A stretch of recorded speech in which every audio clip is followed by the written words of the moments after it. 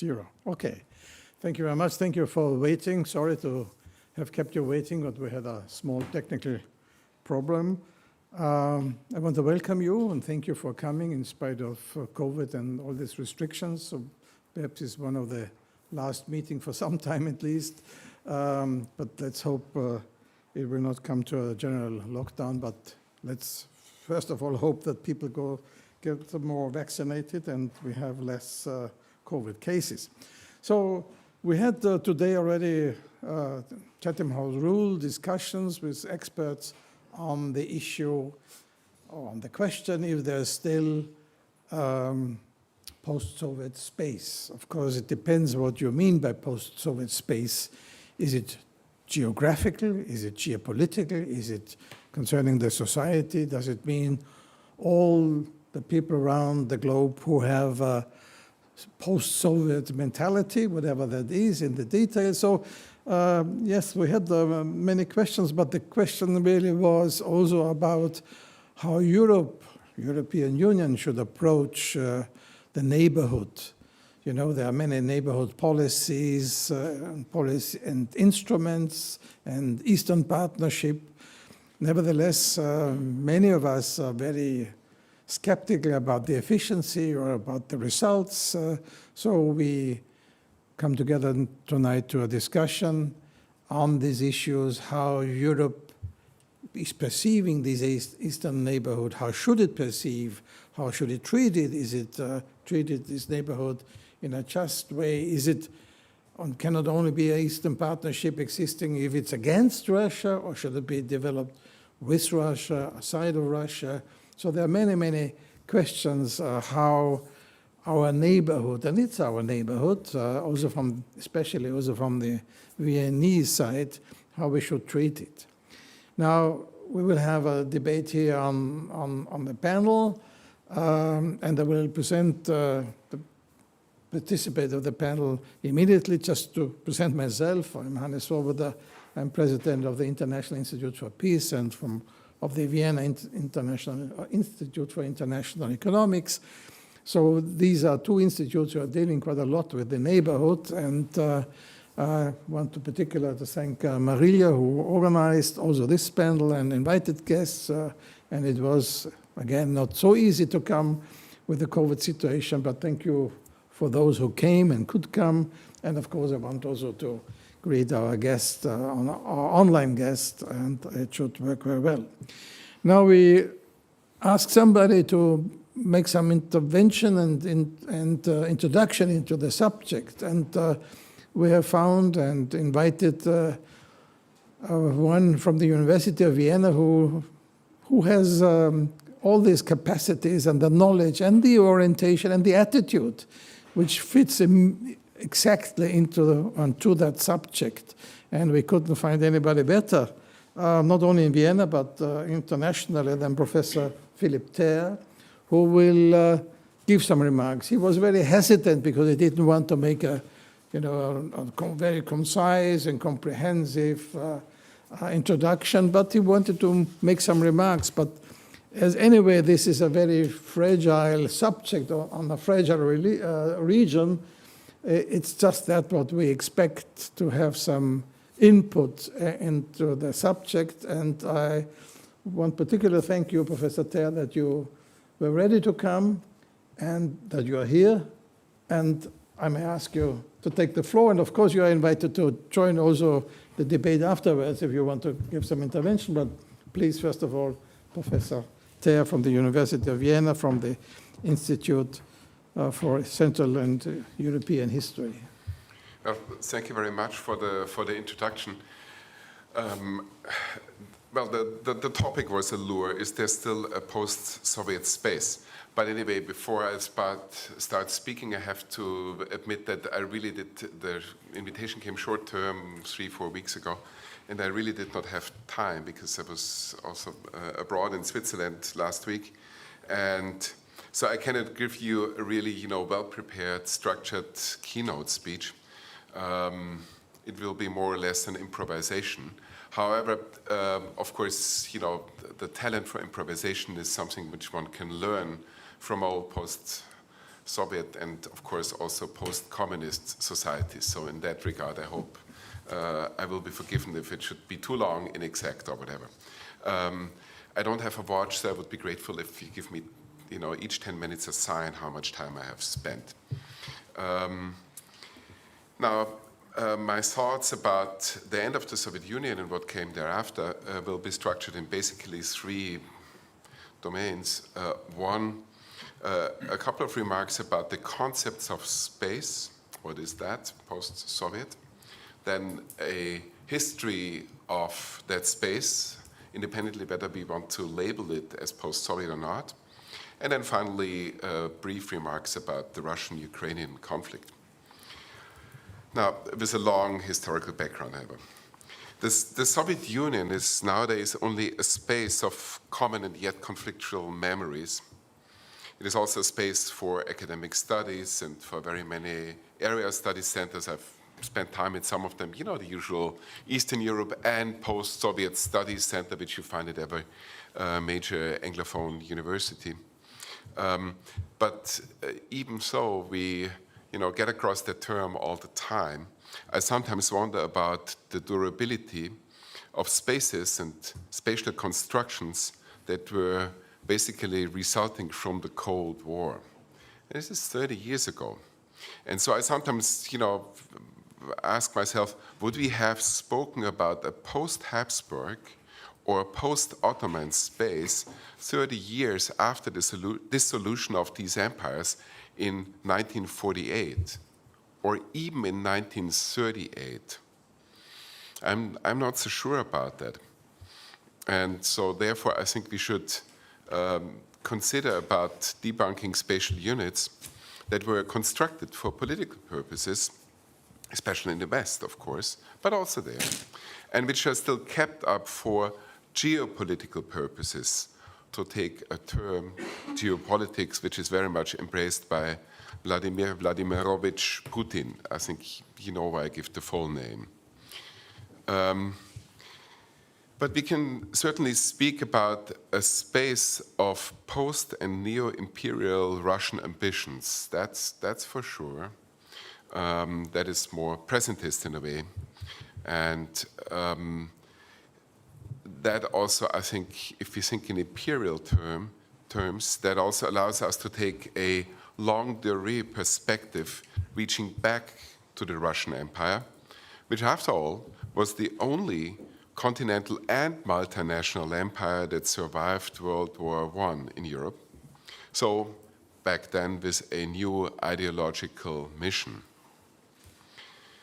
A longue durée approach, what else could a historian offer, of course, can also help us to understand why the dissolution of the Soviet Empire was a huge chance, but also a trauma for Russia, and why the Russian question, if you want to term it as such, is so virulent and potentially dangerous for Europe. Maybe as dangerous as once upon a time, the so-called German question. Of course, all these questions are also scientific constructions. Now, let me add here that I reject the reduction of Europe to the EU.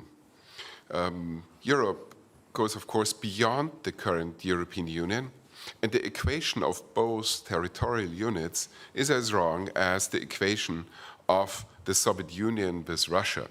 Now, for you, for the expert audience, that is probably carrying odes to Athens, but I thought I need to say that, because very often in Austria, and also in Germany, for example, when they talk about the occupation after World War II, they talk about the Russian occupation and not the Soviet one. And also the victory in World War II is very often, so to say, put in the hands of Russia with all sorts of strange consequences.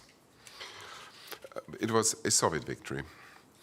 Now, the very fact that Russia accepted this new construction and division of space in the larger Europe, including the false equation EU is the same like Europe, signalizes how much it was in retreat after 1991. There was not, of course, with some cultural actors composers, artists, etc., there was the claim, hey, we are Europe as well in Russia, but in politics this was much less heard, and I think the same can be said about the academic study centers, you know, all these Eastern Europe and post-Soviet study centers, and if you have Eastern Europe and post-Soviet, it also is an act of exclusion in a way, right? The "and" indicates that this is somewhere else. It might also be recognized more in the West and in the EU that by area, Ukraine is the second largest country on our continent, and that it belongs even more through its history to Europe, this larger Europe, which I'm talking about, than bicontinental countries like Russia or Turkey. But even in Kiev, if you read a Ukrainian newspaper, the term Europe is very often used in this strange, reduced way.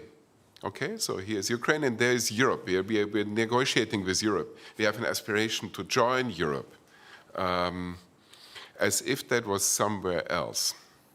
Now, as it happens, the same was true for pre-Brexit Britain, where also, you know, the London Times, okay, when they wrote about Europe, very often they meant something else, the other thing across the channel.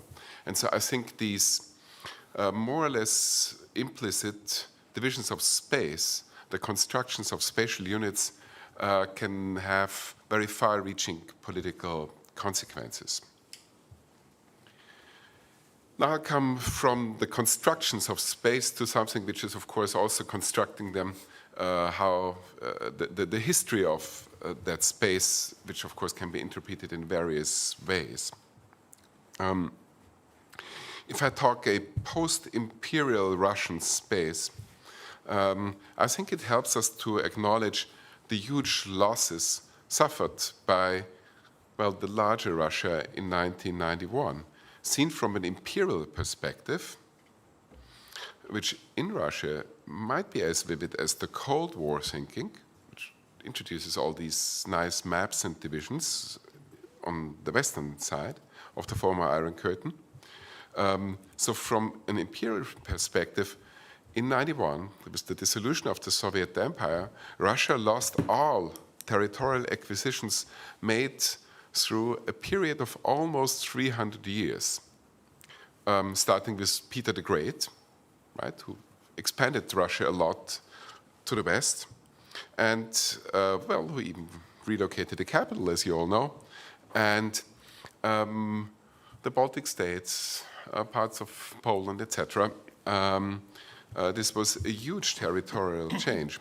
And this might be one of the reasons why Peter the Great is accordingly reveled in public spaces and monuments in nowadays Russia. Now, if I move back to Peter the Great, one could even move further back because there were earlier acquisitions, territorial ones, when the Tsars defeated the Polish-Lithuanian Commonwealth in the 17th century. Parts of Ukraine. Now, again, an expert audience doesn't need to be told that, but I think one needs to keep it in mind to understand how big the rupture in 1991 was. Now, back to the longer way history, the partition of Poland in the late 18th century was back then one of the worst violations of international law in modern European history.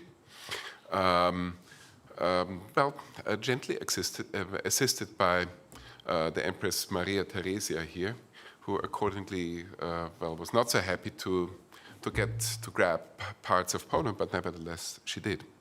Now, soon thereafter, Russia moved even further to the west in 1815, which again, of course, is a very strange process because on the one hand, it allowed the construction of a threat from the east through Russia in Central Europe. At the same time, of course, it moved Russia to the west.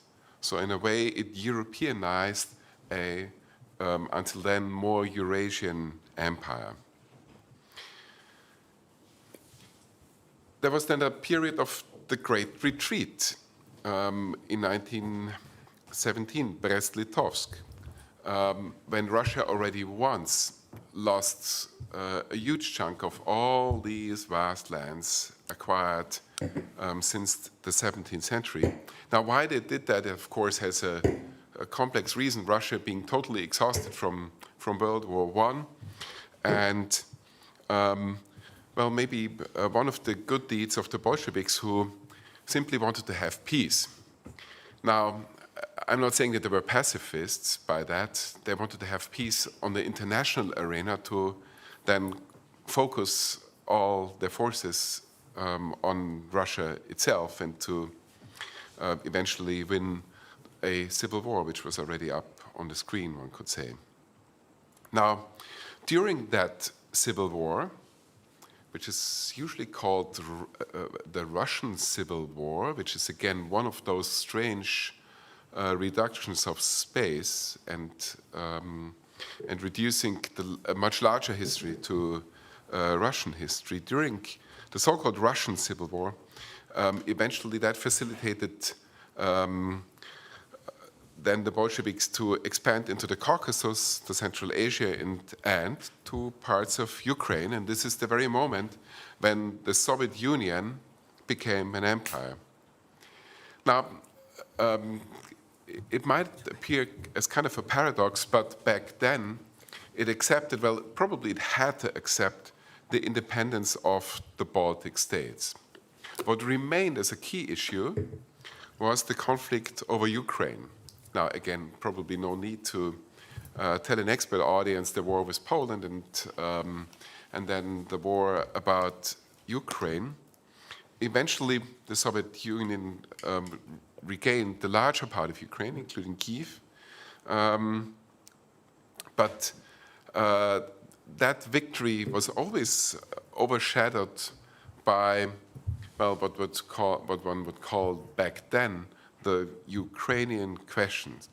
And in order to understand what is happening today, I think, again, one needs to go back to history and, for example, look at Stalin's attitudes towards Poland, but also to Ukraine.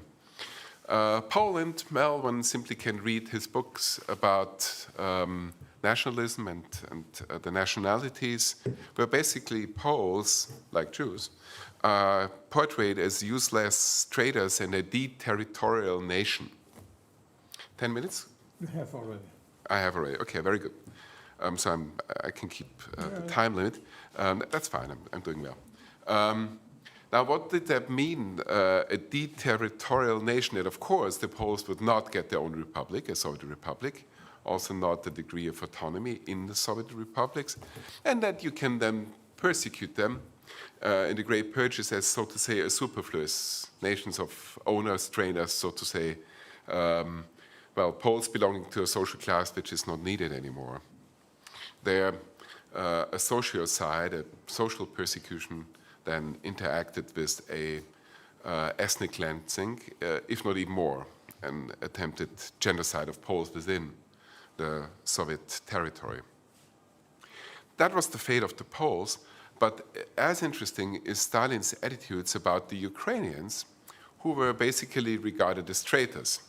Now that is an older trope reaching back to the late Tsars, which also always had suspicions about Ukrainians being bought by the West, being kind of pseudo-Poles and, well, kind of Trojan horse within the Russian Empire.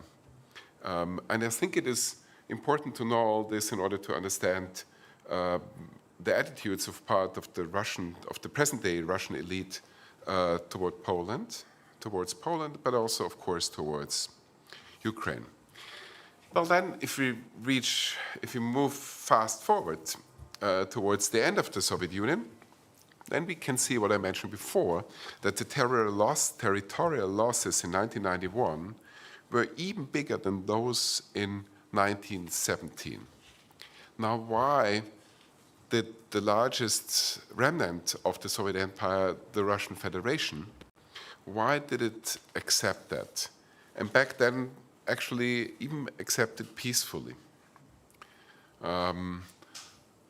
I think that the very fact that actually the Soviet Union fell apart without large-scale violence in the larger war, of course there were wars in the Fergana Valley, there was a war in the Caucasus, in Transnistria, so there were post-Soviet wars, but within the core of the Soviet Union, there were none. And I think also this shouldn't be taken as granted, right? Especially if we look what happened in Yugoslavia. So, if we would want to tell a positive story of the Bolsheviks or the Soviet communists, then it would be the one that they founded the Soviet Empire with an act of retreat, at least for a while. Of course, then soon countered by the Russian-Polish War and that attempt to march towards the West, but that came later. And actually that it ended peacefully, right? Without a large-scale violence in the territorial core.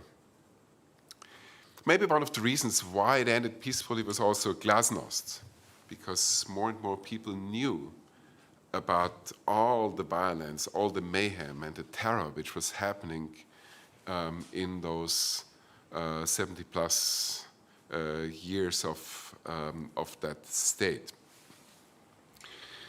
Of course, glasnost also brought with it the admittance of the Hitler-Stalin Pact, which to a degree illegitimized the Western expansion of the Soviet Union in 1939, but also that one in 1945, especially in regard to the Baltics.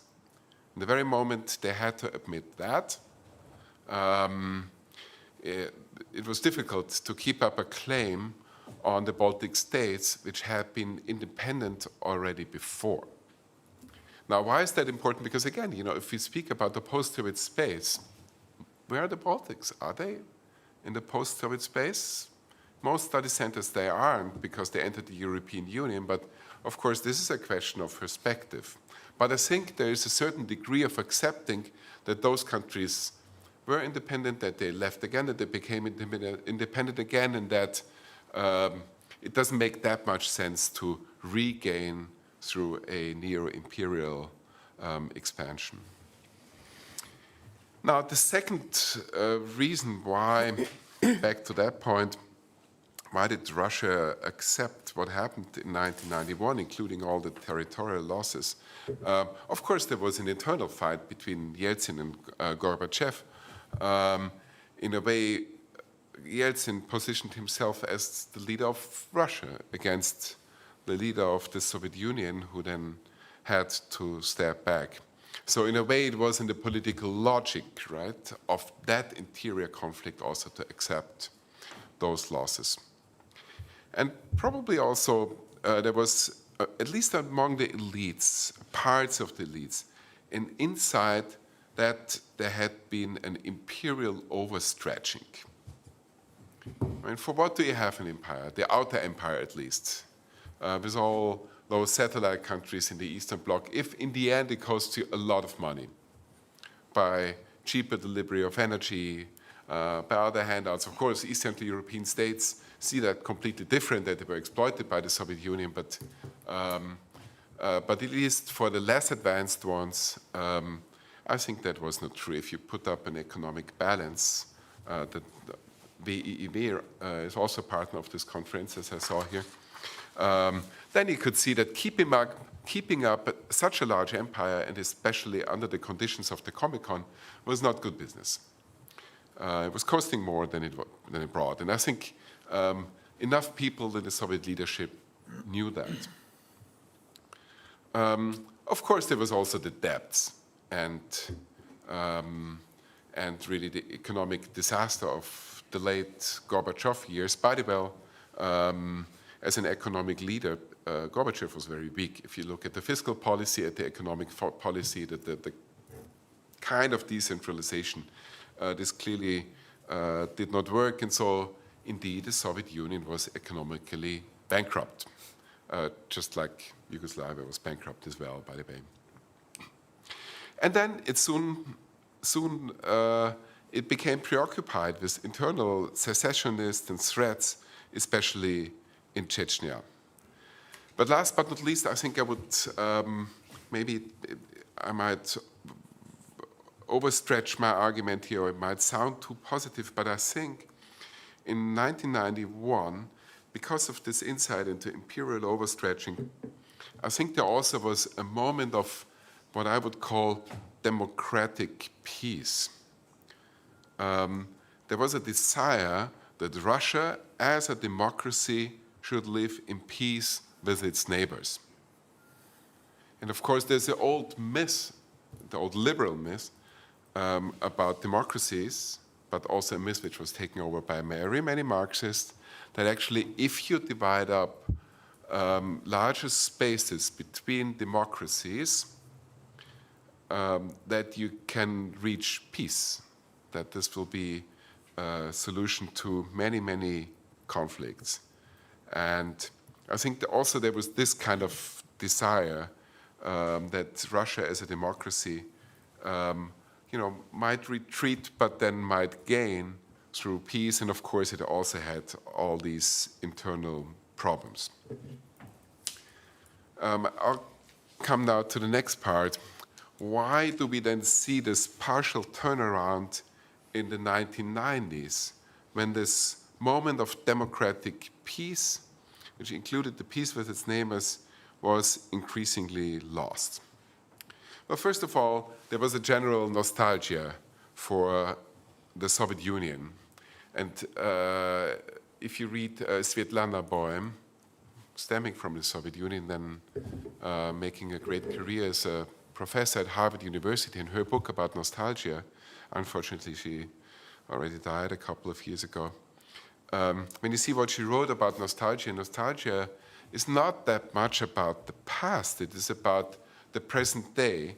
And if there are no prospects for a better future, and if you have to go through such an economic downturn, like the post-Soviet Russia, with, if you put it on a statistical level, this was a disaster, like the world economic crisis in the 1930s for many Western and also East Central European countries. If you go through such a crisis, then of course people become nostalgic about the Soviet Union. Now, that crisis of course happened not only in Russia, but also in neighboring countries, which however might have had a small advantage. If you are a republic, a post-Soviet republic, and then independent country, like Ukraine, okay, which is built on a plebiscite, and so to say, at least on a foundational democratic myth, and you get out of that empire, then you're not the remnant of the empire. At least you can dream about a better future as a national state. And I think this distinction between loser states and winner states, which you have after World War I, does not work for this post-Soviet scenery. But nevertheless, it made a difference if you are just the remnant and, so to say, clearly a loser of the development, or if you at least get some positive aspects. Now, when this young Russian democracy entered the international community of states, it was immediately under pressure because of all these interior conflicts I already mentioned, Chechnya, and also threatened by Islamist separatists. In retrospect, but the retrospect is a problem there because it always can include the danger of a wisdom of hindsight, right? After the fact, you know it better. But in retrospect, one may, of course, wonder why Russia did not get a little more support in those interior conflicts. For example, in Chechnya, but also in other areas. Well, from where? From the West. There also was no membership prospect in NATO and in the what was already then the EU. Now, in the EU, okay, that might be given, right, if you just have some first association agreements with the East Central European countries, and this is about building an economic union with all the requirements you have. It's very difficult, if not impossible, to take in a vast country like Russia, the Russian Federation. However, with NATO, with a defense alliance, I think this is not so given. I mean, today, this looks, of course, like out of the blue, right? Like a weird fantasy. But at least some part of the Russian elite did have the fantasy that they might join NATO. And if, with the not so benign goal to build the European house, an idea by Gorbachev, but nevertheless, there was a will to become Western, also by joining NATO. And I think there was also a desire to be accepted as kind of a more normal nation state in the West. Of course, the Russian Federation is not a normal nation state because of its size and the multi-ethnic compositure, but nevertheless, there was this desire. And, well, there was the answer no. I think with the EU, that makes sense that the answer was skeptical, if not, rejecting with NATO.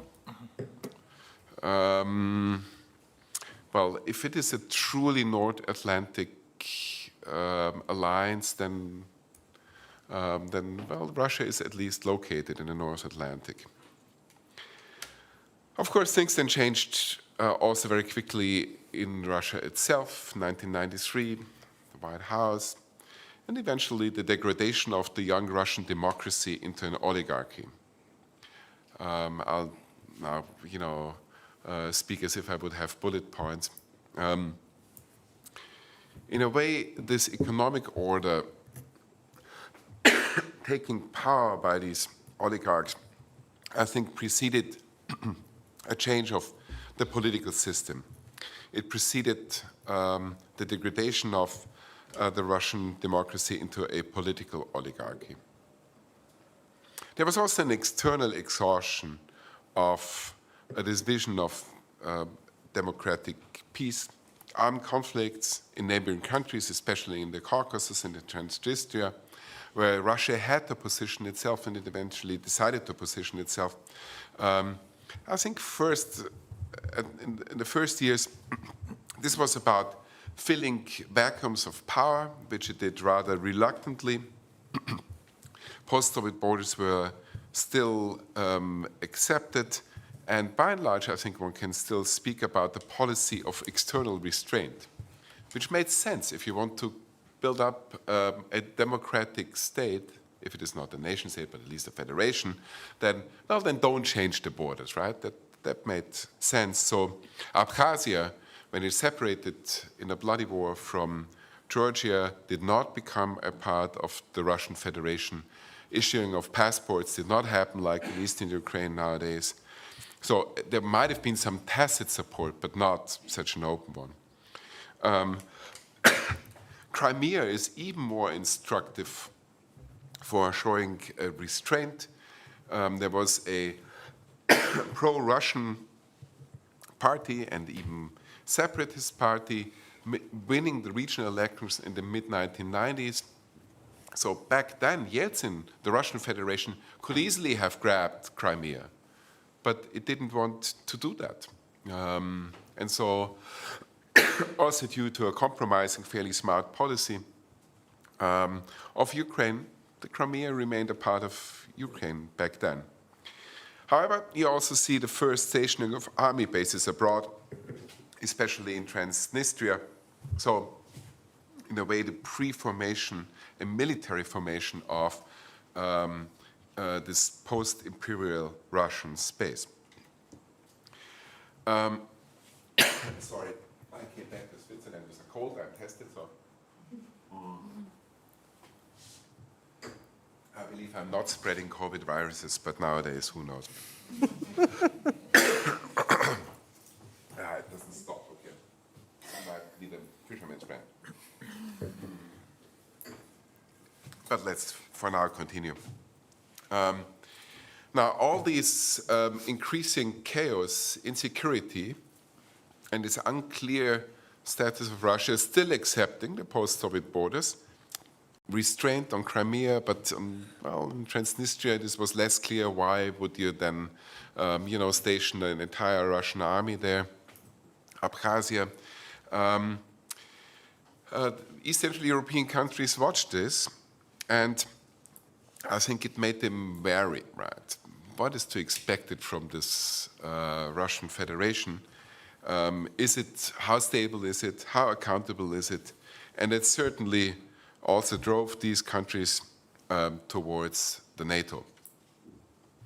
Needless to say, that this was also applying for NATO membership, was also an application of their newly won national sovereignty. Okay, now I need sorry.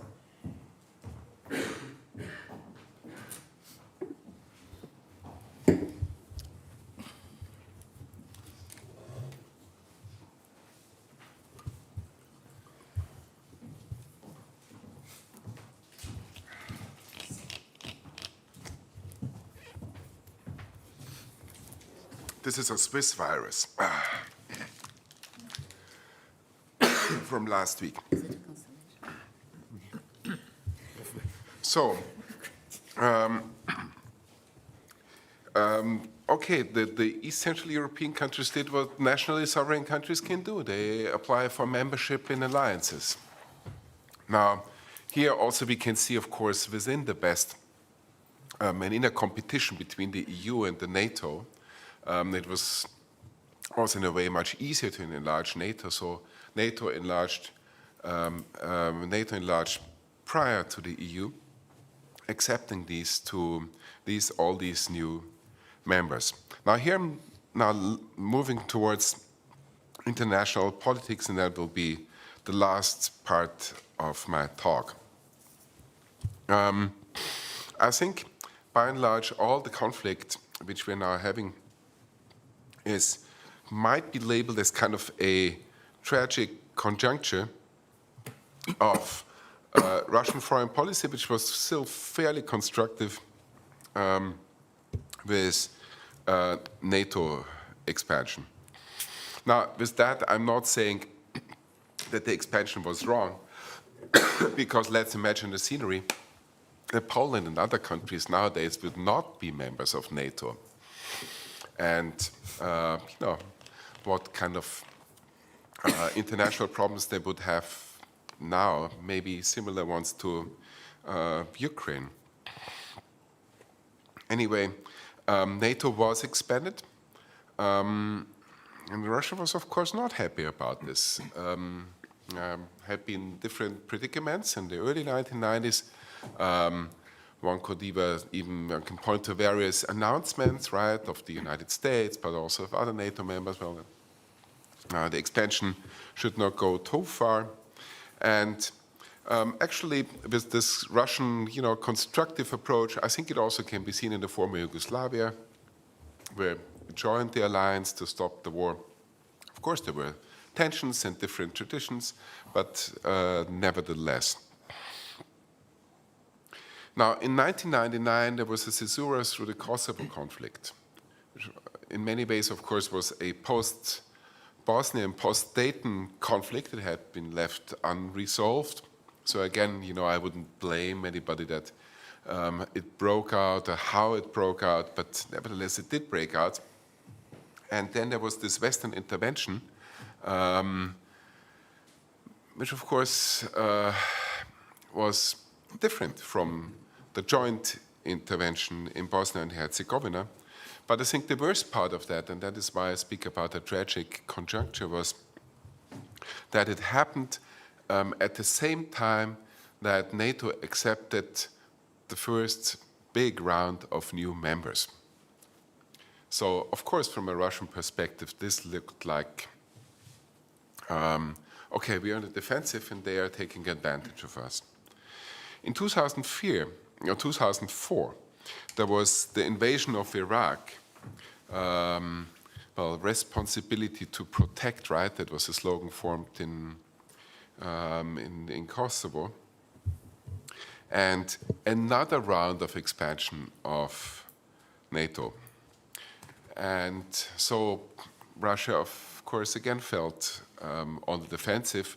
By then, by the way, just to have a small cultural, symbolic change here, By then it already introduced the Day of National Unity, Den Narodnego Jedinstwa, remembering the Polish invasion in the beginning of the 17th century, which included the conquering of Moscow.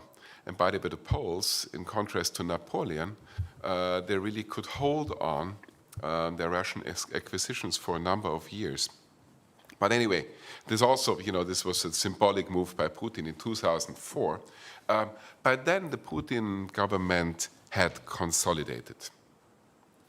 And so why should it be ever more on the defensive vis-a-vis Western alliances, which were ever more expanding?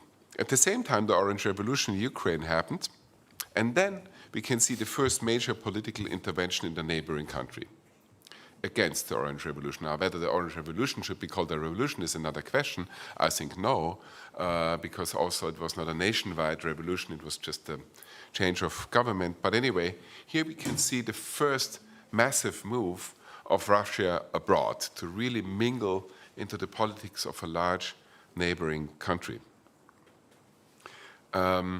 So, in a way, this looks like a stalemate, right? NATO, the EU expanding, and Russia putting up the first resistance and indeed constructing a post-Soviet space by interfering in Ukrainian interior politics. Now, the EU, one of the two Western alliances, became paralyzed, increasingly paralyzed after 2005. There were the negative plebiscites in France and Netherlands about a European constitution. And, well, still Bulgaria and Romania were brought in, so it also was in limbo. But nevertheless, I think these were the first severe signs that the EU weakened. Also, NATO was, after the invasion of Iraq, weakened. It was split over the Iraq invasion. The US, in a way, won the war, but lost the occupation and responded with a partial retreat. So NATO shelved the admittance of Ukraine when it wanted to join. So there was an end of this expansion. So, we can almost say that this was a neutral situation, a stalemate. But in that moment, when the Western alliances, both of them, already showed signs of weakness, now we see actually this strong counter-reaction, and then eventually turn to a neo-imperial policy in Russia, with then open interventions in neighboring states again, in Ukraine in 2009 in favor of Yanukovych. Well, they bet on the wrong horse. Of course, also in Georgia. Well, Georgians are sitting on the podium, you know all about that. And I think the result of this intervention, first Georgia, then Ukraine, the more blatant interventions also in Moldova and other countries, they resulted in actually a split of what was once upon a time considered as the post-Soviet space. And now I'm coming back to the beginning of my talk. I think it does not exist anymore as a political unit. For scientific purposes, well, there are other problems, of course. The Baltics, I already mentioned them, in or out, what do you with them? What do you do with them? Then this split of the post-Soviet space was, of course, even aggravated by first the annexation of Crimea and then the intervention in eastern Ukraine. By the way, in German language, especially in Austria, very often there was this strange term, Ukraine conflict, right? Which again, I think is false. It obviously was a conflict between Russia and Ukraine. And now I want to give some final comments. We have time. Have I spent the 30 minutes? Yeah. Okay, okay, I went beyond, I'm sorry. That's the danger of improvisation, right? You speak longer than you want to. I think what we see now is actually a fight over political hegemony. What is Ukraine? Ukraine, in a way, is a multinational nation state. Okay, after the annexation and the intervention in eastern Ukraine, anti-Russianness, of course, can work as a glue to a certain degree, but even more important is probably the internal cohesion, without pointing to the foreign enemy. And so it is a case of, I think, classical political nation building. Trying to bridge the gap between various language groups. I don't like the term ethnic group that much. So in a way, it is a democratic nation state in the making, with whatever means they try to make it to changing governments. Whereas Russia tried to remake itself as an empire. That is still ongoing. You see, the evidence for that is all these intervention in what they call the near abroad. Now, how can you remake yourself as an empire? That is difficult to do. You didn't miss. And I think this construction of post-Soviet doesn't work anymore. And so there was a different construction, which is the Ruski Mir. So to say, an ethnic empire. If you build a Ruski Mir, so a Russian world, how can you define it? Right? Of course, it's legitimizing the expansions to Eastern Ukraine and so on, but how can it be defined? Not as an empire in the traditional sense, like the Soviet Empire, which had a clear-cut ideological mission. You can basically only construct it by an ethnic nationalism.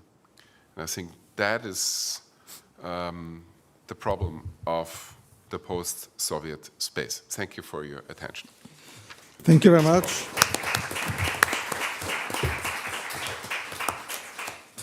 Thank you very much for this historic overview, but which leads us in the present and with all the conflicts and problems of the present. And it took over some of the elements we discussed already in the afternoon or in the morning and in the afternoon on the Soviet and post-Soviet space and the Ruski Mir and so the Russian world and the ethnic issue. Now we come to a discussion, and of course I understand that our discussant are eager perhaps to take up all these different questions raised, but of course we have to concentrate and give the time and space for discussion. I would suggest, out of two reasons, because the Baltic country has been mentioned several times, and KRISTI RAIK, who is the director of Estonian Foreign Policy Institute at the Institute for Defense and Security, is waiting already on for some time, and it's always, when you are used to it, it's always a bit critical if you cannot see and all the people and are not present. So I would ask perhaps KRISTI RAIK to come in first with this hopefully short intervention. How you do see the situation from the Baltic countries? Do you feel in some way to be in the post-Soviet space? Or do you fear that this kind of ethnic concept of the Russian world is interfering in the Baltic nations, especially now with the whole situation, which is not directly involving your country, but in Belarus and Poland and Lithuania? So maybe, KRISTI, to come just in and make your comments, and then we will continue perhaps with you to go from the outside and then go at the end to Russia. Then, please. Thank you so much. And believe me, I'm really sorry I could not come to Vienna to join you, but it's a very busy week in Tallinn. So this time I will just join you virtually. And thank you to Professor THER for this very inspiring lecture, which was touching upon some of the same issues I was going to raise anyway myself. But let me start from this observation that recent history is perceived in radically different ways in the EU and Russia. And the gap is even bigger when we compare the Baltic states and Russia. In Estonia this year, we have been celebrating 30 years since restoration of independence. And it was a big celebration and a very strong sense in the discussions that we have been so lucky. It could have gone much worse. We have really experienced very rapid development during just one generation. And if I have to explain very briefly why it was a success, I would say three main reasons. First of all, that we made the right choices with domestic reforms, introducing very fast reforms. The second point is that we made clear foreign policy choices, meaning as quickly as possible reintegration with the West through as many ties as possible. And the third reason was, for us, a favorable international environment. In other words, the 1990s was a time of no major challenges to the Western US-led hegemony and the liberal democratic political model.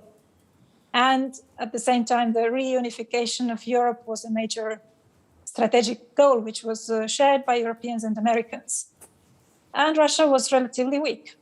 It was seeking good relations with the West, and it was also making its own, I would say, half-hearted attempt to build the liberal model at home. So for all these reasons, for my generation of Estonians, the 90s was a time of great opportunities and dreams coming true and a time of idealism. But let me also remind you that the Russian troops left the Baltic states only in August 1994. And Russia withdrew the troops reluctantly, following a major diplomatic effort of the three Baltic states, and I think crucially, under friendly pressure from several Western leaders, including the US President Bill Clinton and German Chancellor Helmut Kohl. And at that time, it was Russia's weakness and economic dependence that constrained its geopolitical ambition. But in the Baltics, we always had the sense that this ambition had not died. And later in the 1990s, Russia was trying hard to put obstacles on the Baltic states' accession process to the EU and NATO.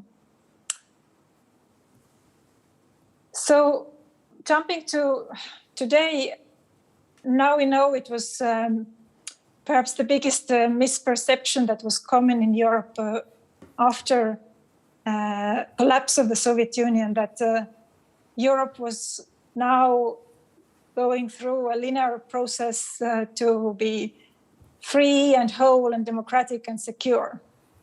And it just did not happen. Let me recall the first European Union security strategy from 2003, which still had this sense that Europe had never been so secure. And then we jump forward 13 years later, the EU adopted its global strategy, which painted a very different picture about a continent surrounded by multiple threats and being in a deteriorating security environment, which it is not quite able to cope with. Of course, the year 2014 has been mentioned already. It was a turning point in many ways.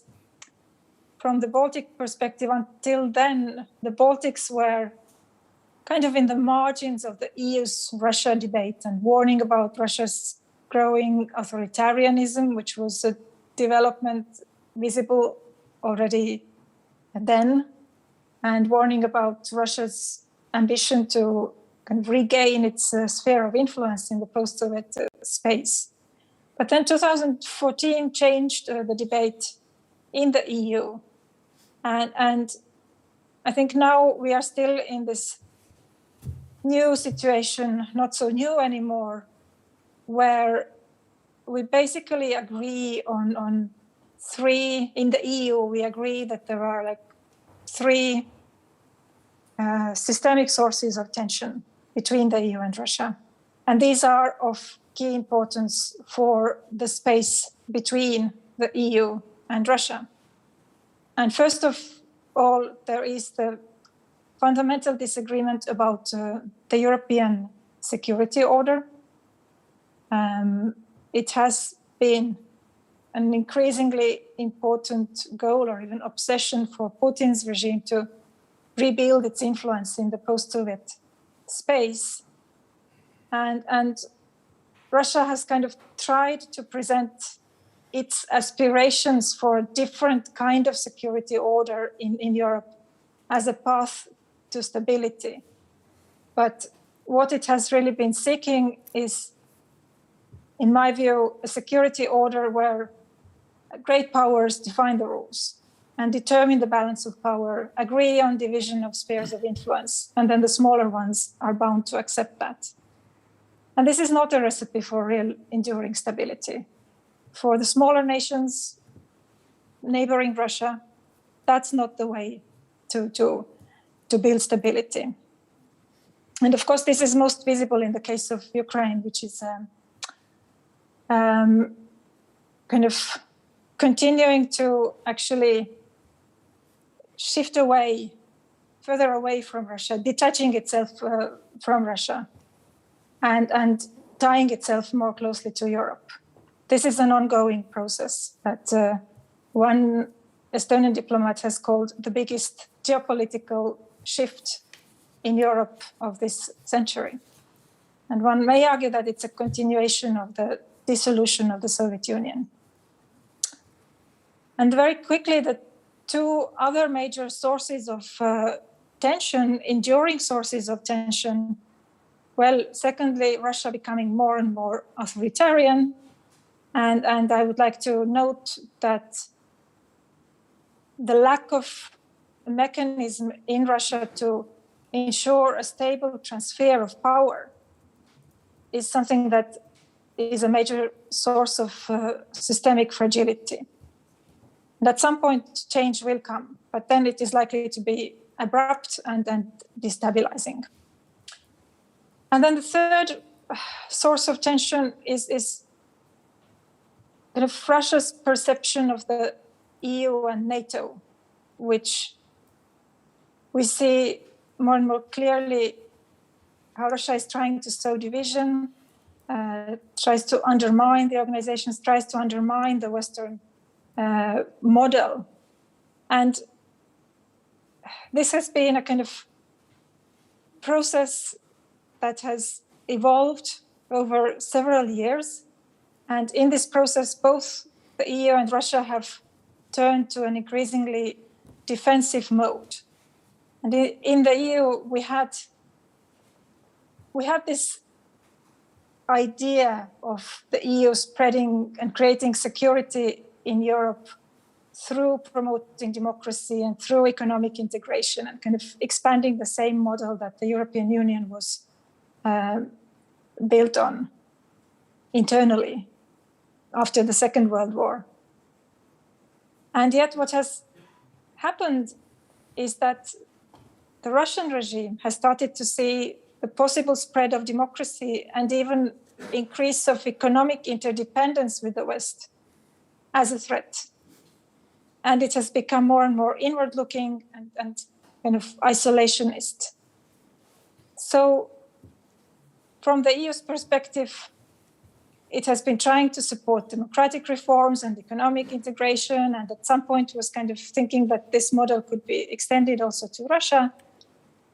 But Russia sees these processes as undermining and not strengthening its security. And beneath this development in EU-Russia relations, we have the global environment where the kind of tension between democratic and authoritarian systems is an important dimension in the growing great power competition, where Russia may see some new opportunities, I think also some risks and threats, but it has been kind of speaking quite positively about a transition towards a multipolar international order. Okay. So, yes, just to conclude, Yeah. My concluding point. So now today we are at the moment of 30 years have passed since the collapse of the Soviet Union. That was also the latest kind of rupture in Russia's relations with Europe. And I would say Russia remains partly European, but it is too big and too different to be integrated with Europe. Yet its history is still tied with Europe, and I believe its future is also tied with Europe. But at this moment, we need to be very patient with just managing the tensions that we have in the relationship. I don't think we can kind of solve them anytime soon. We just need to try to keep them under control and live with these tensions and manage them. And then at some point in future, we will have another turning point. But it's impossible to predict when and how it will happen. Thanks. Okay, thank you very much for these pragmatic conclusions. TINATIN, KHIDASHELI, you are coming from Georgia. You come from the other end, so to say, from the non-existing post-Soviet space, or is it existing? So would you say we should be as pragmatic, just wait, or is there any chance to improve the relationship, or let's forget it for the moment? Thank you very much, first of all, for having me here. Well, to answer the question of this conference, whether there is a post-Soviet space or not, I would say that definite yes, but this is more mental than anything else. It's not that much territorial or linguistic or, I don't know, related to particular nations, but it's mostly the mental state of affairs of the people who some of whom probably never lived even in the Soviet Union, have no idea what actually the Soviet Union was, but are, because of nostalgia that was said here, heard from their parents or for other reasons, the social cycles that they are in, this post-Sovietism is in their minds. And this is something that we are fighting on a daily basis back home. And I'm pretty sure it's the same for Ukraine and Moldova and most of the countries who are still outside the Europe. And when Professor THER was saying that it is a strange language when, for example, Ukrainians are talking about Europe as something else, they're talking about the political Europe, not about geographic Europe, but about the political Europe, which unfortunately, well, so far at least, never became them. That never was about them. And it's distancing itself more and more as time goes, rather than getting closer and closer to these countries. And obviously, I can say the same about my country, even more so than about Ukraine. We have sometimes feeling back in Georgia that we are invisible.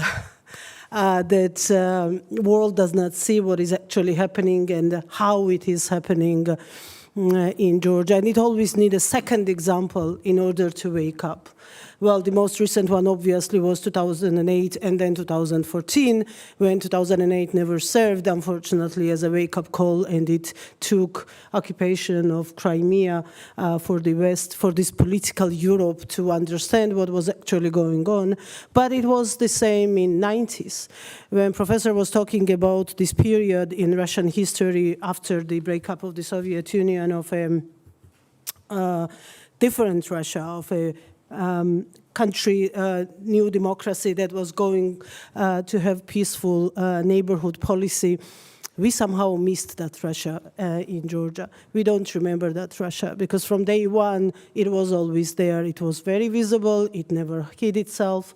Russian soldiers were fighting there in Abkhazia starting from 92, openly, publicly, in uniforms with their Russian IDs, never hiding it.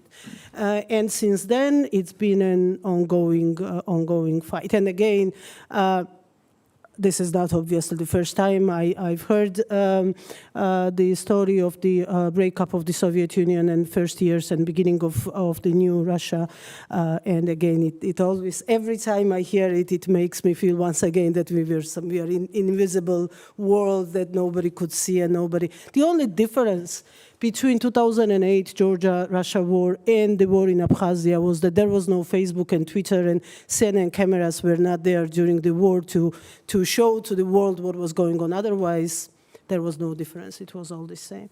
Our Estonian colleague was talking about withdrawal of Russian troops. And again, Russian troops never left Georgia. And unfortunately, the biggest part of the skepticism towards this political Europe amongst the certain parts of the people in Georgia is actually related exactly to the fact of Russian troops never leaving Georgia, because at one point of time, one point of history, they were brought back by West under UN name, under OSCE name, when Russian peacekeepers came with this new legitimized mandate back to Georgia, basically for, not as a peacekeepers, but for keeping the pieces of Georgia for themselves. One of the speakers already said it here. In Georgia, it's a very popular phrase, extremely popular. Whenever the discussion is about the peacekeepers, we always say that, oh yeah, they are for keeping the pieces rather than keeping peace, at least in case of my country.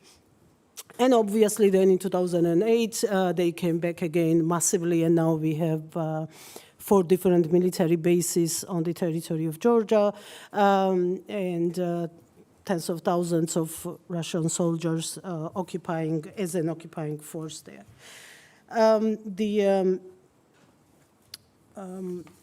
Another point I wanted to make in the beginning is as to the question why it is happening, what Russia has to prove in a country like Georgia. What is it that they want in Georgia? Obviously, this audience is not going to believe in some of the myths. Some people around believe in that, oh, because of the warm beaches in Abkhazia, they've decided to have the war and spend so much money and power and so much legitimacy in the eyes of the world, or, I don't know, they fell in love so much to Georgian cuisine that they want to keep it for themselves.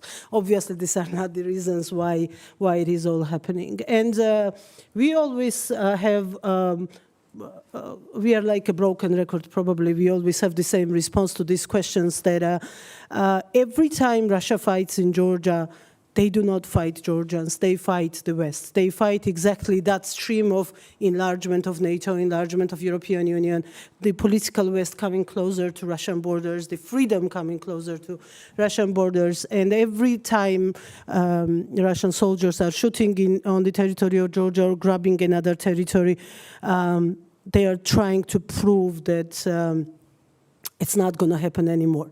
And they're trying to prove that it's their neighborhood and they're going to do whatever they wanted to do there, and there is no power in the world that is going to stop them. It is more delegitimizing Washington and Brussels and London and Berlin and all the capitals of the West, of the political West, every time, rather than proving anything to Georgians, because, yeah, well, as much as we want to prove it, and we want to do it, we are not going to win the war against Russia, probably ever, not only in the near future, but probably ever alone. And not to keep these comments short, the expansion as to the expansion and as to the readiness of our countries, being it Ukraine or Georgia or Moldova, to become members of either European Union or NATO, I would say there are 2 important things. One, most important, is that we have a feeling that there is a new Iron Curtain built, and this time by Western powers, different from the first time when it was built by the Soviet Union. Iron curtain that goes along the European Union or NATO's eastern borders. And there is a situation in today's world when whatever happens beyond that eastern border of NATO or European Union is not their concern anymore. And that's all the regardless of all the political statements that we hear, regardless of all the efforts of particularly the new member states of those institutions. Again, Russia is doing whatever they desire to do on a daily basis.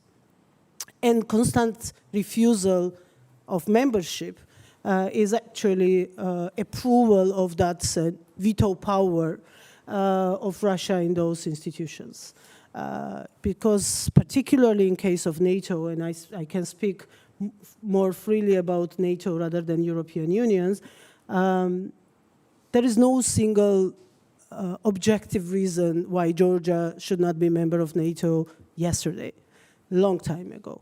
When it comes to standards, when it comes to the readiness of the army, when it comes to any bullet point written on any paper in any document ever adopted by NATO. But obviously it's an elephant in a room who has a veto power and who is not allowing for that decision to be made, and decision is not made. And this is how we strengthen Russia. This is how we make them powerful, and this is why Russia is constantly in a driver's seat, setting agenda, and then rest of the world basically reacting to whatever Mr. Putin does to its neighbors or on a much larger scale than just the former Soviet space. So I would say, to finish this, that if we really want to prove that we are in charge, of course it's my very egoistic understanding of the world, but Georgia and Ukraine are the key to the solution.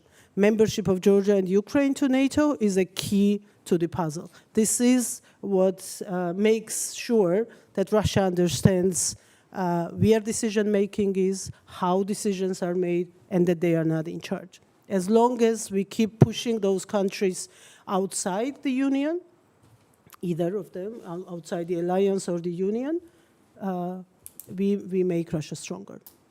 And that will be my final say in this part of the film. Thank you very much. Maybe you noticed I didn't present you properly, that TINATIN KHIDASHELI has been Minister of Defense for some time, and she's now chair of Civic Idea. You can look up what that is. It's a very educational activity or society. You want to say, Civic, maybe you can make a better definition? It's a think tank which does lots of work on the foreign power influences in the region, not only on Georgia, but in Central Asia and South Caucasus, and not necessarily on Russia, but also we work a lot on China, Iran, well, all the big powers of the region.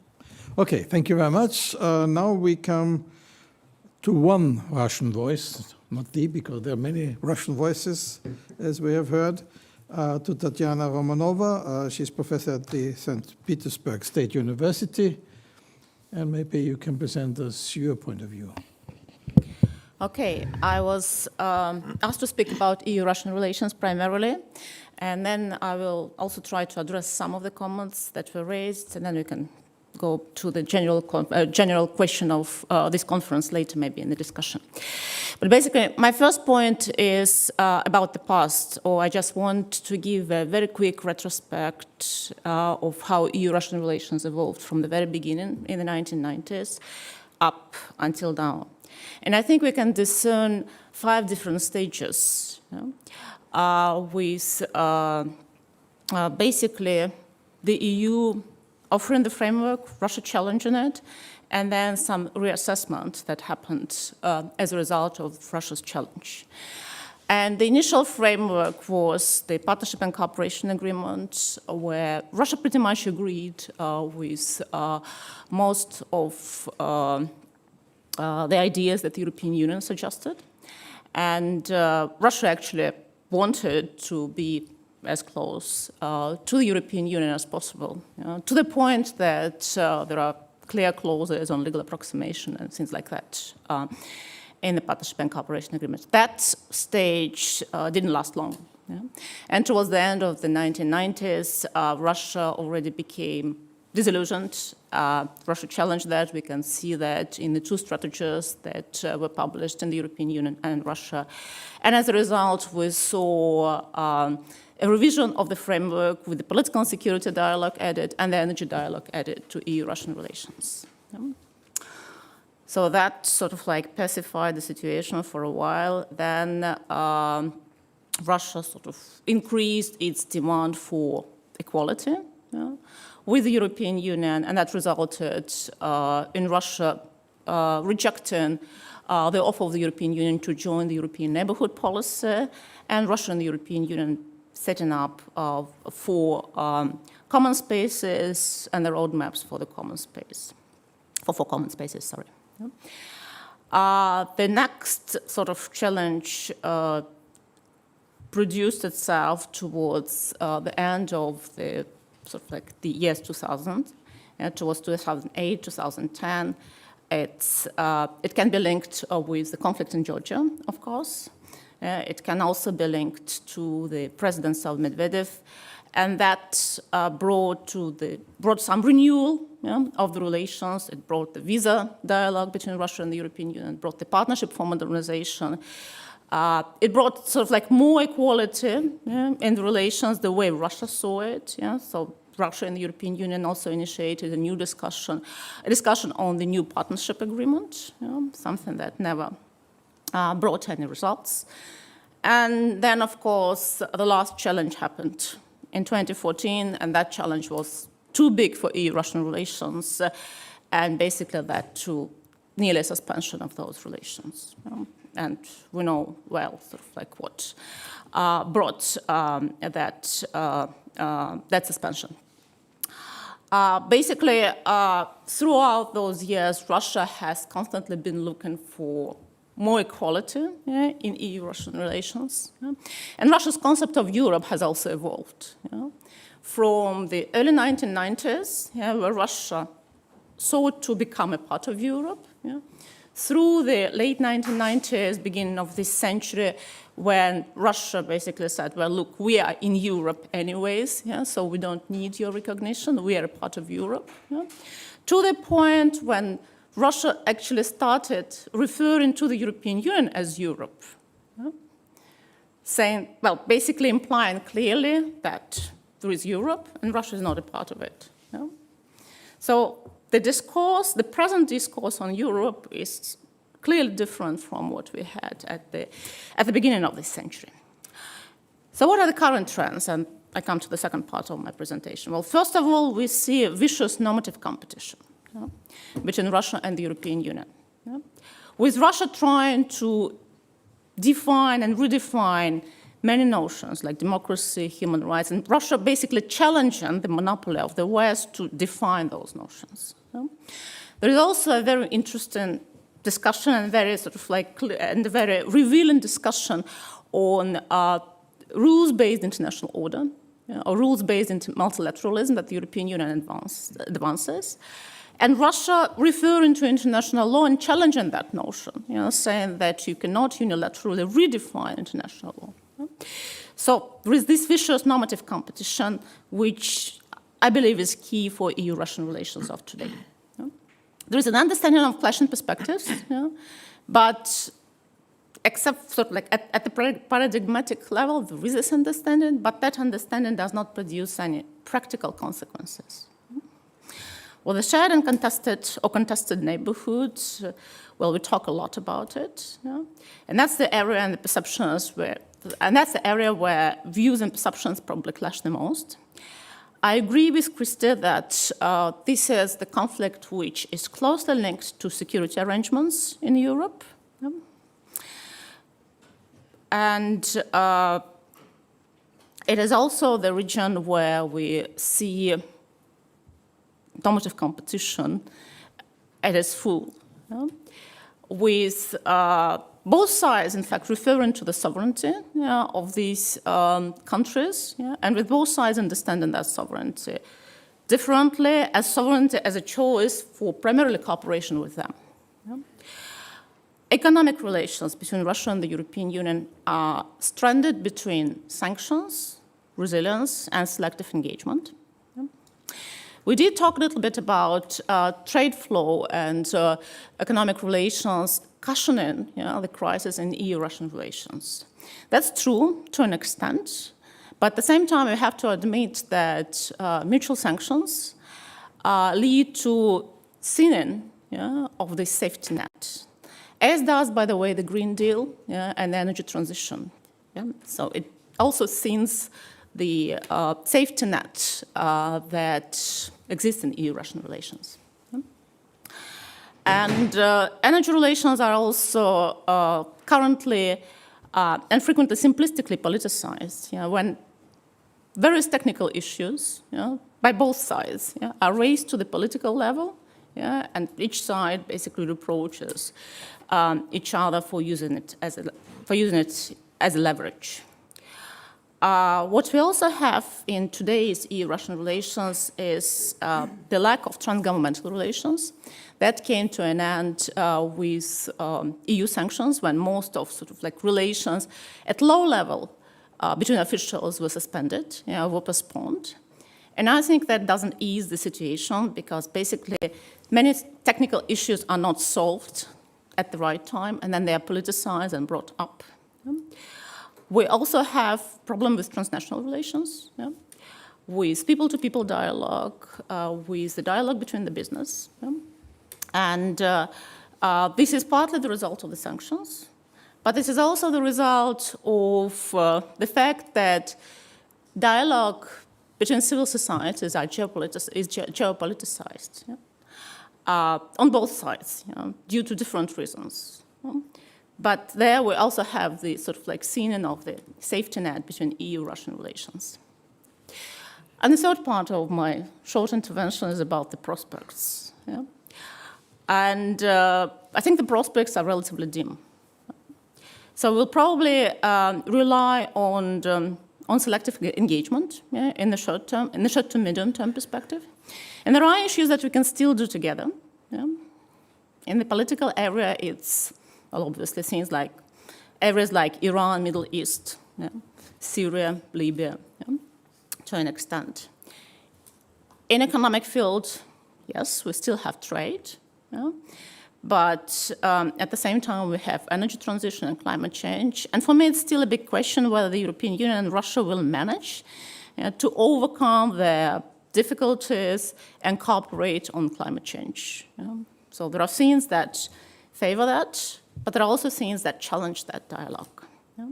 Well, there is a possibility to have a dialogue on the Arctic, but there are also many hindrances there. There is a possibility in principle to have some cooperation dealing with pandemic, but then again, we've seen in the previous years that political confrontation and mutual suspicion are too big to go ahead with that. Well, there are some possibilities in social relations, research cooperation, educational exchange, cultural exchanges. But like most transnational relations, they suffer or they might suffer from the geopoliticization of the civil society dialogue. And then what are the issues for the longer term relations? And just to give some solutions so that the picture is not too dim. I guess the restoration of mutual trust will be key, and for that sense, and for that reason, we have to promote transnational relations, irrespective of how difficult they are, and probably restore some transgovernmental relations as well. Relations with the United States will be key for both partners, and for the reconciliation of Russia and the European Union as well. Because the United States remain either the primary security actor or the primary counterpart for both of them. So in that sense, well, the relations with the States will be key. mutually acceptable solution about security arrangements in Europe will also be primary for re-establishment of the relations. And I respect what KRISTI said, but at the same time, you cannot expect a partner who feels that its security is threatened to respect the security arrangements that exist. It might be a perception, it might be a distorted perception, but it exists, and there is a need to deal with it. Internal developments in Russia will be important, but so will be important the EU's ability to become, again, relevant to Russia. And I'm sorry to say, but sanctions made the European Union increasingly irrelevant for Russia. Because the European Union has been viewed mostly as an economic partner. And with sanctions challenging much of economic relations, the EU's importance to Russia also decreases.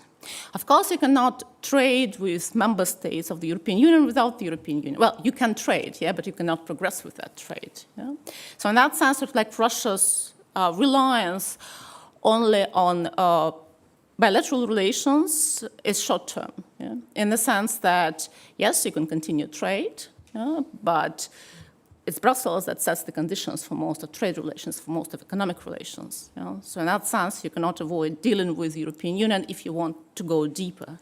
But you can sort of like sustain present trade relations. So in that sense, the EU's ability to become again relevant for Russia is important. And in that sense, exit strategy from sanctions is also essential.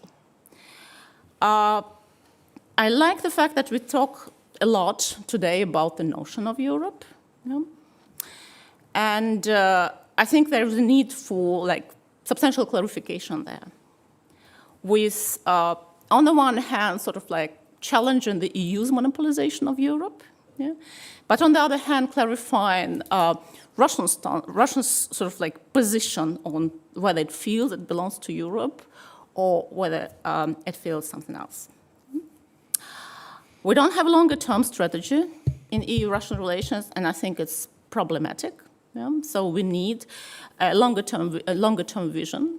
5 points that exist in the European Union at the moment might help the unity of the European Union, but at the same time, they do not sort of like provide the perspective. And I know that the European Union says that we will come to discussing longer-term relations when Russia changes that behavior. But if you don't have a longer-term perspective, then there's no incentive to change the situation now. So it becomes sort of like a vicious circle in a way between Russia and the European Union. And I think, the last issue that I would like to mention is that both Russia and the European Union believe that time works to their favor. With the European Union thinking that, and I'm simplifying the picture, but believing that Russia will change, like internal transformations in Russia will happen, and then Russia will be back to the business as usual. And Russia believing that the world is in the state of transformation, and therefore we just have to wait and see, and then things will sort out in Russia's favor. And both sides, in fact, are wrong. And both sides have to sort of like start thinking about how to deal with the profound conceptual differences that they have. I will stop here. Thank you very much. Thank you for this, I would also say very pragmatic approach and skepticism that things will develop just as they are to the better. Economic situation you have mentioned several times, and economic relations between the EU and Russia. And therefore, we'll ask Vasily ASTROV, who is working at the Vienna Institute for International Economics, to come in and to say how he sees the economic relationship between EU and Russia. Maybe he mentions also sanctions and what could be made to improve them, or who is really interested in interrupting this economic relationship, because as far as I understood KRISTI, she mentioned Russia. On the other hand, we have many Europeans who say we have to cut the economic links. So what's your opinion? Yeah, thank you. Well, actually, I would like to talk not only about EU-Russia relations, but about the post-Soviet space and also the role of the EU, but of course also to say a few words about economic relations with Russia.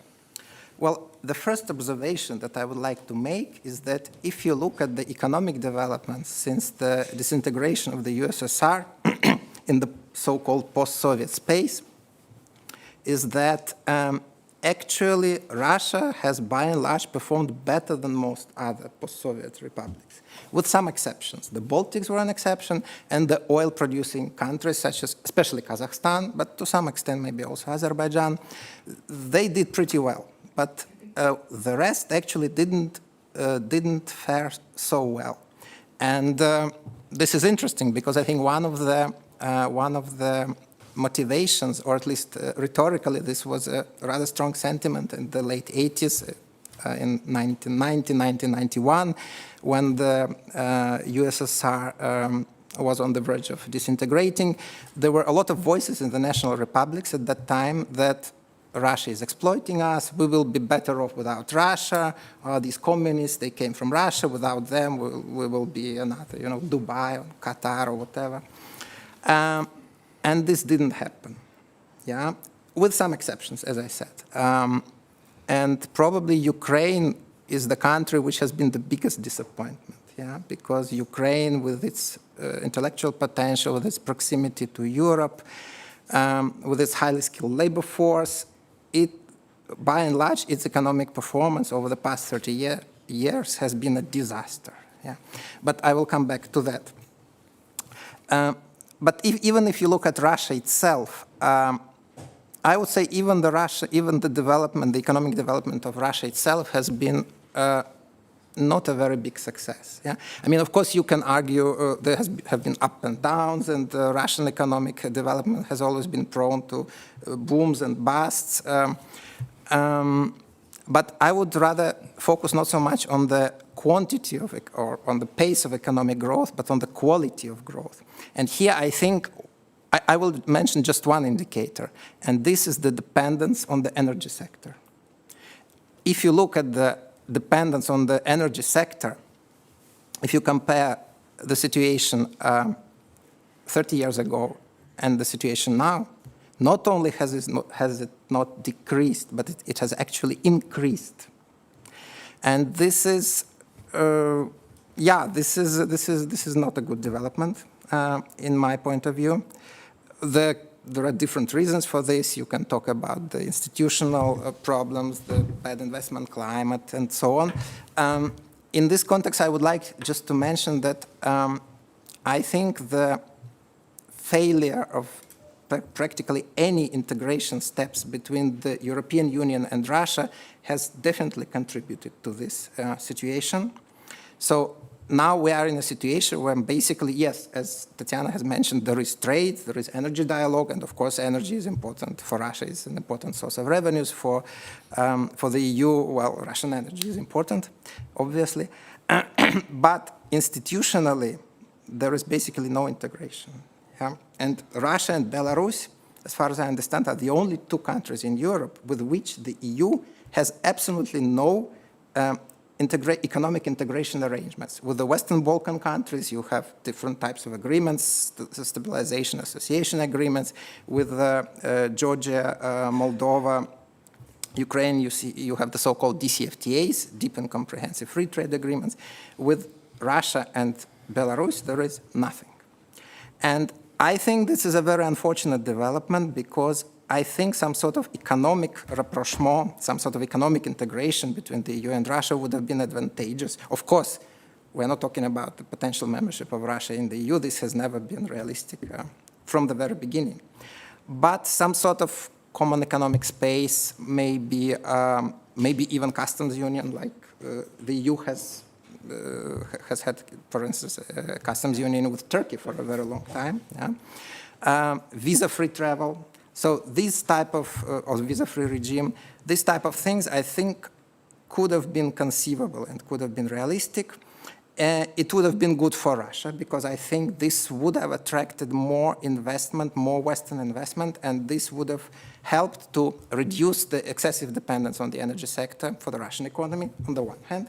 But I think it would be a win-win situation, because I think for the EU it would have been also an advantageous development, because not only because European companies would be earning money in Russia, and the Russian market is a big market, but also because the trade flows, actually such an integration would benefit, first of all, trade flows or European exports to Russia rather than the other way around. But we are where we are, and I think that this development is this poor state of EU-Russia relations, also from the economic point of view, is also a problem for the countries, for the so-called countries in between. And maybe it's a provocative statement, what I would say, but I think to some extent the many countries of the Eastern Partnership, European Eastern Partnership, their economies are more or less held hostage to the poor state of relations between Russia and the EU. So, for instance, if you look at countries, I will focus here specifically on countries which have DCFTAs, so these deep and comprehensive free trade agreements with the EU: Ukraine, Moldova, Georgia. Armenia is a bit of a special story. But basically, why they did that? Why did they sign these DCFTA agreements? Because these DCFTA agreements, basically, they impose a lot of adjustment on Ukraine, Moldova, and Georgia with respect to adopting EU standards in a wide range of areas, starting from customs procedures to intellectual property rights and technical standards, sanitary and phytosanitary standards, and so on and so on. So there's a lot of work in terms of reforms and adjustment, and there are no prospects of EU membership in these DCFTA agreements. And I think this has been one of the problem areas, because, for instance, I understand the political elites of these countries was basically to try to replicate the success of Central European countries, which later became EU members, such as Poland, Czech Republic, Hungary, also the Baltics, even Romania and Bulgaria, by integrating with the EU, attracting investment from West European countries, first of all, Germany and so on, which would help solve their economic problems. And this has not happened, basically. So this is one of the problems for these countries. And another problem is that unlike countries such as Poland, Czech Republic, Hungary, and so on, and even the Baltics, for these countries, for the post-Soviet countries like Ukraine, Georgia, and Moldova, breaking or reducing economic relations with Russia has been much more painful. Yeah, for Poland, for the Czech Republic, was not such a big deal. But the logic of geopolitical rivalry, basically the increasingly toxic political relations between Russia and the EU, made such a situation or created such an environment that also for the countries in between, it was very much a dilemma in which direction they should integrate. Yeah? They cannot have the best of the both worlds, because this was not really feasible in the increasingly problematic relations between Russia and the European Union. And I think this has been also very much, this has been very much a problem for these countries. And I must say that as far as I can see, the prospects are not very good for these countries. Because on the one hand, I don't think it is realistic for them to get this anchor of EU membership for various reasons. Yeah, this is not going to happen. And on the other hand, also, I don't see in the foreseeable future that there will be a substantial improvement in Russia-EU relations. And this will have repercussions also on the economic situations in Ukraine and other countries in between. So I think there is a big risk that these countries will, so to say, fall in between the two chairs, if I may use this metaphor. And this, yeah, so the prospects, I'm afraid, I wish I were wrong, but I'm afraid that the prospects are not very encouraging. Thank you. Okay, thank you very much. Of course, we would have liked to have a more positive outlook, but let's be realistic. So we are nearly at the end, but we have still one speaker, and if time is, one or two questions can be put. But first of all, we have Sebastian SCHÄFFER from the Institute for the Danube region in Central Europe. You heard a lot of, not only now, but also in the afternoon, but nevertheless, what are your main conclusions or main points? Thank you very much. Yeah, I think we should leave space for discussion, so I will try to be extra brief. I'm improvising here, but we'll try to be as short as possible. When I heard about the 5 stages of EU-Russia relations, I'm not sure if it was actually your article that I wrote that gave me the idea a couple of years back when I tried to paraphrase EU-Russia relations into the 7 stages of grief. I did not convincingly put this together, but it brought back some memories, and I wanted to listen to what you said. You said for an improvement of EU-Russia relations, we need a strategy. So instead of playing my old record of that we need more ambition from the European Union in the Eastern Partnership, that we need more commitment, and what has been said many times by many people, I would rather try to propose a 5-stage plan for the future of EU-Russia relations. The first part would be that the Russian Federation needs to accept a decision of sovereign states, and then we have a solid basis for a future of EU-Russia relations. We also should find a common notion of Europe, because we've debated a lot, and I've seen this also a lot when I work in the countries of the Eastern Partnership. The people tell me, yeah, Europe, when we go to Europe. And I always say, you are in Europe. But of course, there's a different notion when it comes to the European Union. And the European Union itself is also not an entity that is simply there. It consists of its member states, and they are important in this equation as well. So we should find a common notion of Europe, but we need to accept that there is different integration projects, and we should let these integration happen. The third point is a common security framework, which has been suggested many times in various formats, also from the Russian Federation. The European Union, hence, its member states did not listen and did not react to it. But there is also this hindrance, and something that Professor THER mentioned, that there is a NATO expansion and a NATO-EU expansion. It's enlargement. It's not an expansion. It's on a voluntary basis, but I see the problem with what NATO symbolizes to certain parts of the Russian administration, but also society. So let's find a common security framework, but at the same time, we also need security guarantees, because one of the points what is not, Georgia is not fulfilling in regards to NATO is Article 5. Because if Georgia would become an EU member, we would immediately trigger Article 5, because there is constant movement on the border from the side of the Russian Federation in Georgia.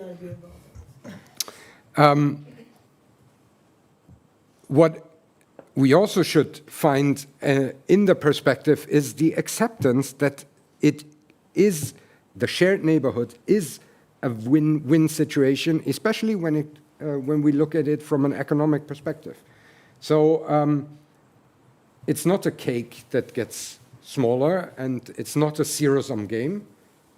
There is possibility to grow and work together, and as we have mentioned in the morning and also in the afternoon, I think the three key words here would be integration, interconnection, and interdependence.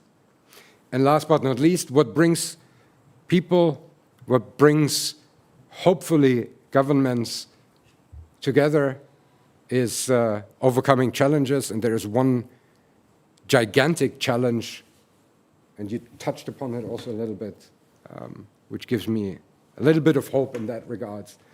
There is climate change, and we need to work together in that sense, and maybe this could be a basis where we find common solutions and common possibilities.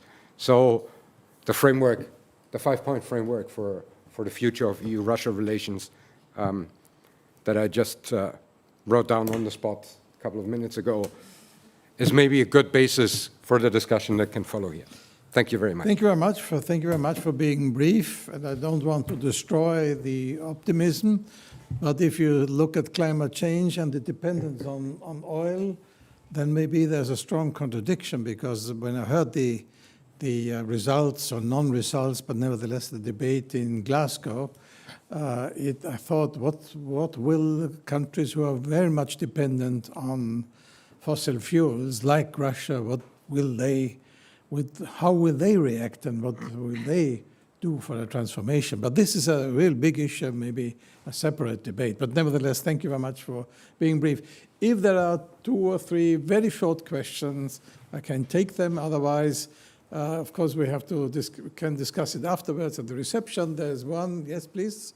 1, 2. Yes, please. Thank you very much. Yes, speak. Hello? Just speak. Okay. Thank you very much. Artem Kochnev from VEIVE. Why do we implicitly disregard Russian security concerns with respect to NATO? Thank you very much. Yes, please.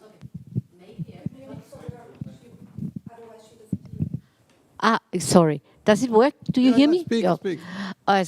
Maybe everybody else knows it, but I don't. What is Article 5 that you two referred to? Yeah, as Austria is not a NATO member, of course, Article 5 is not so well known as NATO members or those who want to become NATO members. Any other question? Yeah, Stephanie, the last one. Maybe very shortly also, we didn't really touch upon the possibility of dialogue, that a dialogue is not really happening. And I mean, we do have like this OSCE forum. I mean, what about, it was not really mentioned today, actually more or less at all. Would the OSCE, could it be, I mean, we know the problems it is facing right now, but wouldn't it help like to strengthen the OSCE, like initially what it also was meant for, to have like this dialogue forum again, and there also to tackle issues, because it's not happening in the OSCE and everyone knows it. Thank you. Thank you. So I would ask the participant to answer very briefly, or if they are not questioned, maybe they have their last conclusion. I will go in the reverse order. I will start with you. All right. Security concerns about NATO. NATO is a defensive alliance. It's not an offensive alliance. So what are the security concerns? And if we look at the shared borders that NATO members have with the Russian Federation, they are very, very, very small. Article 5 in this defensive alliance says an attack on one member of the alliance should be regarded as an attack on every member of the NATO alliance. And that's the point where I would see problems when we enlarge here.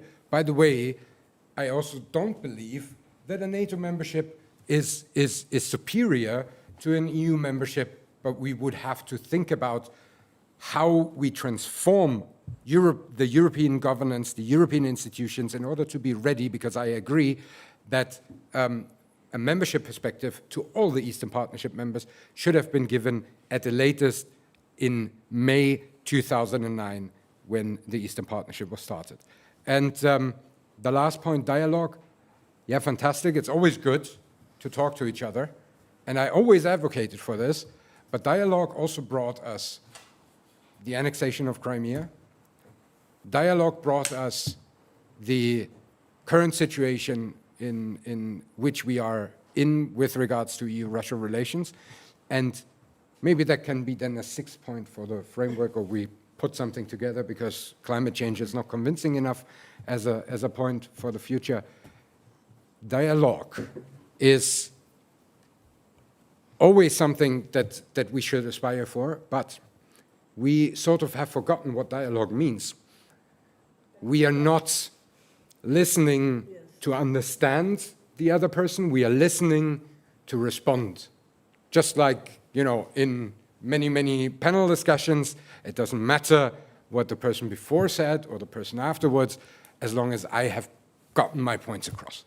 And when we arrive at that stage, that we understand what dialogue is and that we go into an argument with the principal assumption that the other person could be right, then this might be maybe the first precondition, actually, for the whole framework. So thank you very much. Vasily? Well, I think there were no really questions about the economy, so so somehow I'm dragged into this political debate. Which I was And I put trying a to- question, you just can briefly answer, where no. Nord Stream 2, is it helping EU-Russia relationship or not? Yes. Yes. Yes. Yes. Okay, okay. He says yes. Yeah. The same question, perhaps. Nord Stream. I will actually take it up together with the climate change and common challenges. But first, OSCE. I think OSCE has an advantage of Russia being an equal partner there, like with Western countries. So in that sense, it's a good framework. But I also agree with the fact that instead of the dialogue, we have two monologues. Yeah. So we basically talk past each other, and we sort of like, it's wrong to say that we don't understand each other. We understand each other, but at the same time, we understand the position of the other, but at the same time, neither side wants to sort of like move forward. And that's why maybe sort of like the solution would be result-oriented dialogue, in the sense that if we have a small thing to agree upon, let's fix it and let's work on it. Yeah? And that's just like build trust through those small points, where it is possible. Because, I mean, realistically, even diplomats on both sides recognize that there are areas where we do cooperate, like Iran, Iran nuclear program, and we cooperate productively. Yeah? On shared challenges, I mean, yes, that's one of the versions how EU-Russian relations can change. I mean, realistically, there are three sort of like factors which are either Russia changes itself, or its relations with the European Union, or the European Union changes, or there is a shared challenge. Yeah? So these are sort of like three entries where EU-Russian relations can change. Yeah? Pandemic, for some time initially, was looked at as a shared challenge.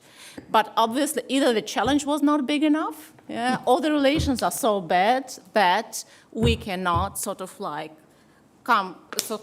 we cannot come to cooperate with each other. And in that sense, the climate change, yes, it's a possibility, and Russia signals that it's ready to cooperate. And Russia actually, if you look at Russia's position in 2019 and 2021, these are two different Russias in terms of energy transition. Russia initiated quite a lot of changes.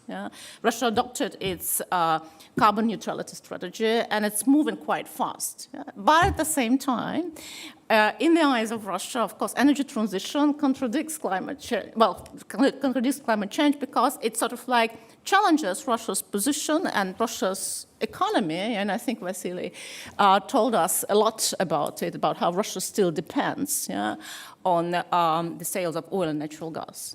And in that sense, sort of like Russia advances its own solutions, technological neutrality solutions, hydrogen and natural gas and so on and so forth, but the European Union has a different strategy. So if we move like from big declarations on cooperation and climate change to practicalities, then the field of cooperation narrows down, and that's sad, in terms of the prospects of EU-Russian relations. I will stop here. Thank you. So, is Georgia ready for NATO and EU? Yes. Yes. Yeah. And just 2 points. Article 5, yes, as it was absolutely correctly said. Article 5 means that attack on one state is attack on everybody. And that's exactly the point. Do you really seriously believe that Russia is going to attack NATO just because you admit Georgia as a member? No. I believe it's absurd. Russia is not going to attack Georgia, meaning NATO, after we are members of NATO. As for the territories that are under the occupation today, Georgia has said it 100 times. Well, we will repeat it another 100 times if necessary, that Georgia is ready to become NATO member with the application of Article 5 only on the territory that is under the control of the central government today. It's been proposed by Georgia, it's been proposed by former NATO Secretary Generals, basically all of them, I think, who are alive. It's been proposed by basically every player in this field, new members of NATO, United States, but unfortunately it's not convincing because actually it's not the real reason why we are not in there. And as to Vasily's point about the breakup of the economic ties between Russia and other post-Soviet countries, meaning the EU neighborhood countries, Georgia, Moldova, and Ukraine. Obviously, I cannot speak for Moldova and Ukraine, but I can speak for my country. Russian sanctions on Georgia were blessing for Georgia. Literally speaking, they were blessing, not from the very first moment, obviously, because there was lots of damage, there was lots of lost jobs, lots of loss of opportunities and income, but eventually our goods became much better because there was a quality request from all other markets but Russian market on Georgian goods, especially on the wine, and we diversified. We do not depend on Russia anymore economically, as we did throughout the whole history of the 20th century. So I would say that, well, I don't know again how it's with Moldova and Ukraine, but Georgia, no, definitely not. We did not suffer from it. We suffered from other things, but not from losing the economic ties with Russia. It's only benefited our economy, it's only benefited the quality of our goods, and it's only benefited our independence, which was always dependent on the Russian market so heavily that it was easy to manipulate. We did before. The same goes for the energy. In the whole region, Georgia is probably the only country which has like almost zero dependency on the Russian energy sector, which never was the case before. And it's also because of those economic sanctions that we've witnessed since 2006. So thank you for that, for those sanctions, because they really helped us in more sovereignty and more independence. But obviously, if the development goes as it is right now in terms of Georgia's closeness to the European Union, which is stalled, then we are going to face much more problems than we have today. But it's not because of the breakup of the economic ties with Russia. So we would have to start another discussion, but we have no time for that, and we have still KRISTI waiting for us to give us her message from the north of Europe. She was still waiting. So please, KRISTI, you have the last word in this debate. Thank you. We like to be called Northern Europe. Thank you for that. And thanks for letting me have the last word. I will be very brief, but I want to make a general remark. A lot of this panel discussion has been, again, kind of evolving around this idea that we should identify a vision and a plan on how to solve the problems in the EU-Russia relations and get into some kind of good cooperation again. But I want to repeat my point that I don't think this is the time to look for a grand solution to the problems in EU-Russia relations, because the disagreements are just so fundamental. And I don't see the Russian regime, the current regime, giving up its idea that Ukraine is not really a sovereign country, that Russia should regain control over Ukraine, that not all European states have the right to define their own orientation. And then again, on the EU side, this is not acceptable. And I don't see we can find an agreement with Russia on a security order. I hope the day will come when the conditions will be more favorable, but this time is not now. And also, I don't see the Russian regime giving up its idea that democracy is a threat to Russia. And again, it's a fundamental clash of values. So if you want to call it pragmatism, call it pragmatism, what I was just arguing. And then another point on dialogue, which was raised by the audience. I don't think lack of dialogue was ever a problem in EU-Russia relations. There is still discussions going on between different EU member states and Russia. There have been attempts to restore dialogue also at the EU level. But in order to have dialogue as the EU collectively, we first have to work out a better understanding of what we want to achieve by dialogue and what are our positions that we want to defend. And that's where we still have some work to do. But I do see this idea on the EU side, which is expressed also in the sanctions, that we need to defend the key European security norms. And that's the reason why sanctions are still in place and why we cannot lift them as long as Russian behavior does not change. And I would not say sanctions have made the EU less relevant for Russia. I would say sanctions have actually made the EU geopolitically relevant for Russia, which is a kind of new situation. And I will stop there. Thank you. Thank you very much. Now, you saw very different approaches here, and maybe that some, let's say, one or the other alternatives are not really alternatives, because I would say sanctions, of course, have to be an instrument of the European Union, but one has also to see the negative side of sanctions. And I think, yes, I agree that, for example, on the economic field, it is true that the too much dependence on Russia would have been bad, also for the quality of reforms and the quality of products.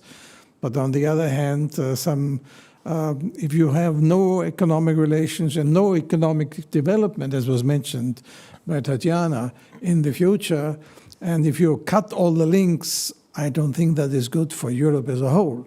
But this is, always a question of a balance. And you can, of course, have different opinions in that direction. But at least here in this room today, we had a dialogue. And Russia, with all the dominance of Putin, but we should not forget, Putin is not Russia and Russia is not Putin.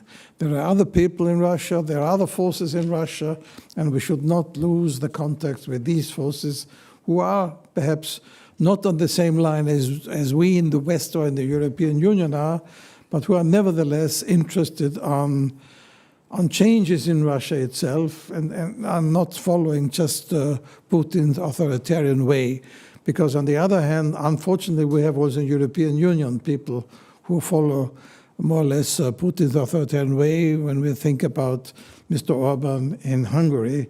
But also Hungary is not Orban, and let's hope next year we will see a different Hungary, and in some years we will see a different Russia. With this hope, thank you very much, and we have even some buffet outside and something to drink, and we can continue the discussion in a more, let's say, easygoing way. Thank you for coming. Thank you, participants, especially thank you, the panelists who did a great job in dealing with a vast issue in a very precise way. Thank you, and good night.